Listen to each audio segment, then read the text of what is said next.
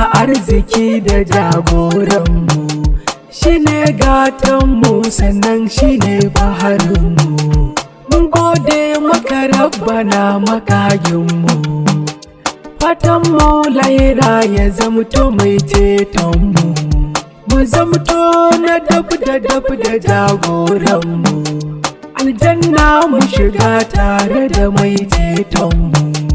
Shine mai gayyar ya cika aiki zuwa Rabba. Kai kadai gayya jagoranmu zuwa Rabba kai ne.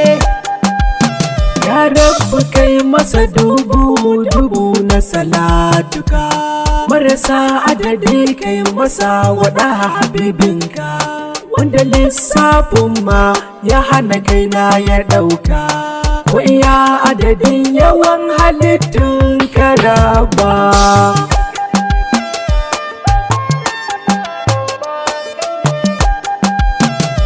Da kai na fara Zuljalalu, da kai zangama, fata na cikin yaban saka ƙaran azama.